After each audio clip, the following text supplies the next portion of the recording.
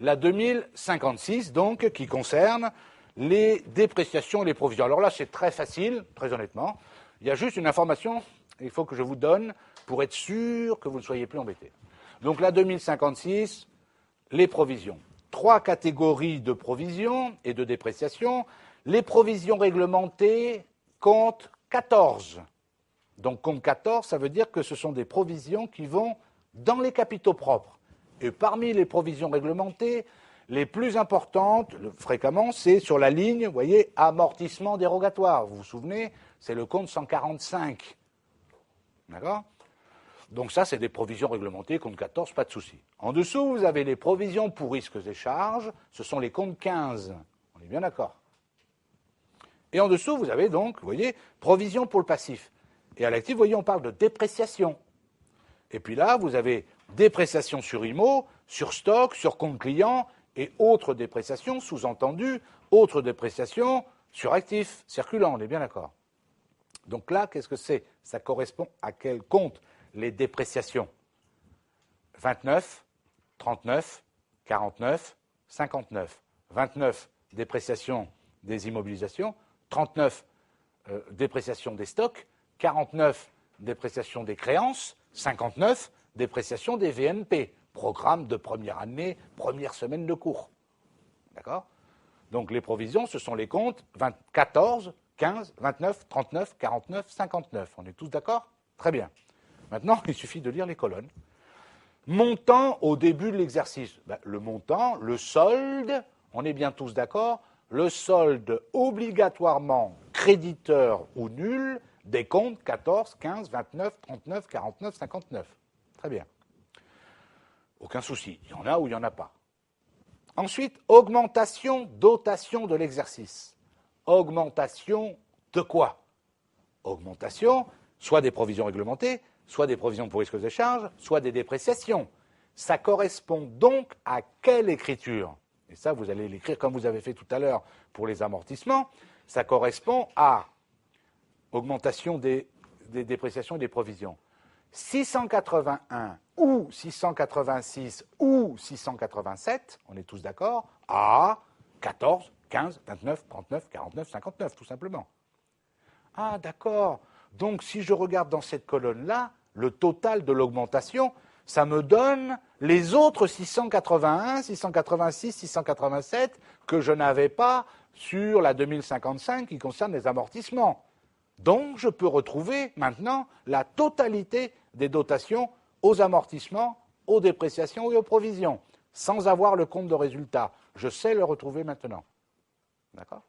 Donc ça, dotation, c'est 681, 686, 687, à, ça dépend, 14, 15, 29, 39, 49, 59. La colonne, diminution reprise de l'exercice. Diminution de quoi?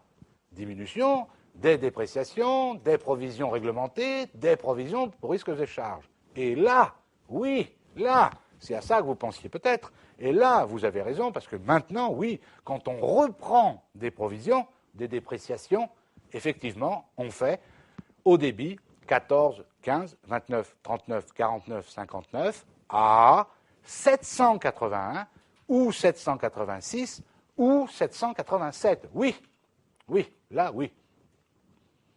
Là, oui. Quand on reprend des amortissements, on ne passe pas par le compte 781, c'est sûr, ni 786, ni 787. En revanche, quand on reprend des dépréciations, oui. Je lis dans les yeux de certains, si, moi j'ai appris que quand on reprenait des amortissements, on passait par le compte 787. Et je continue de lire dans leurs yeux. Si, je veux même vous dire, ça s'appelle l'amortissement dérogatoire. Et dommage, bien essayé. C'est quel compte les amortissements dérogatoires?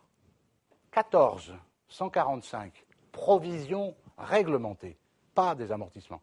Ça porte le nom d'amortissement dérogatoire, mais ce sont des provisions réglementées, c'est tellement vrai que c'est 145 sous compte 14, provisions réglementées, pas dans les amortissements. On est d'accord? OK. Donc ça, c'est la 2056 qui concerne les provisions et les dépréciations. Enfin, nous allons voir, après avoir eu donc les réglementés, les risques et charges, les dépréciations, nous allons voir maintenant l'état des échéances, des créances et des dettes. Alors, cet dernier extrait qui m'intéresse, d'accord, c'est ce qu'on appelle la 2057. Là, il est divisé en deux parties. Vous voyez, l'état des créances, plus exactement, l'état des échéances des créances dans le cadre A et l'état des échéances des dettes dans le cadre A. Alors, pourquoi c'est important? Regardez bien. Je vais prendre les dettes. Regardez. Deux entreprises qui ont exactement le même bilan, le même actif, le même passif, exactement le même montant, toutes les deux vont voir une banque et toutes les deux demandent un prêt, vous voyez, de faire un emprunt sur 10 ans. Regardez bien. Les deux, pareil. Vous en avez une, toutes les deux, par exemple, 1 million d'emprunts au passif, donc de dettes d'emprunt. Vous êtes d'accord? La banque, elle va étudier un certain nombre de ratios qu'on verra pour accepter ou pas. Mais il y a quand même quelque chose qu'elle va regarder, quelque chose qui peut être très différent. Si je regarde le bilan tout simplement, j'ai les deux bilans, c'est la même chose. Il y a 1 million de dettes pour les deux entreprises et tout le reste est pareil, donc je ne sais pas départager, etc. Mais regardez bien maintenant. Le problème, imaginez que la première entreprise, le million, elle doit le rembourser dans moins d'1 an, alors que la deuxième entreprise, le million, elle doit en rembourser 100 000 dans 1 an, 300 ou 400 000 dans les 5 ans et le solde dans plus de 5 ans. Est-ce que vous comprenez que ce n'est plus du tout la même information? C'est plus du tout pareil. Et pourtant, quand je regarde le bilan, les deux entreprises doivent bien 1 million au 31 décembre 2008, ça c'est sûr. Simplement, la différence, c'est qu'il y en a une, le million, elle doit le rembourser dans 1 an, dans moins d'1 an, alors que l'autre, vous voyez, c'est étalé. C'est ça, en fait, comme information que va vous donner la 2057. Et puis, ce que je viens de dire pour les dettes est valable également pour les créances. Parce que dire, j'ai des gens qui me doivent tant, oui, c'est bien, mais dans combien de temps ils doivent te les payer? C'est mieux de savoir ça. D'accord? Simplement, vous comprenez bien que les créances, en général, c'est la plupart des créances, c'est vrai, c'est à moins d'1 an. À part des cas particuliers, comme justement les prêts qu'a pu accorder l'entreprise pour plus d'1 an. Est-ce qu'on est d'accord? Okay. Donc, vous voyez, dans le cadre A, état des créances, ça reprend les créances, attention, actifs immobilisés, actifs circulants, on est tous d'accord, et vous avez le montant brut de ce que doivent les clients ou les tiers à l'entreprise, et après, à 1 an au plus ou à plus d'1 an. D'accord? La plupart, c'est à moins d'1 an, mais les prêts, il peut y avoir des prêts qui ont été accordés par l'entreprise à plus d'1 an. Par contre, les créances clients, il faut espérer que ce soit à moins d'1 an, mais tout existe. Entre parenthèses, ce qui m'intéresse, ce sont les renvois 1 et 2 en bas du cadre A. Vous voyez, montant des prêts accordés en cours d'exercice, montant des remboursements obtenus en cours d'exercice. Ici, vous avez 96 et 2.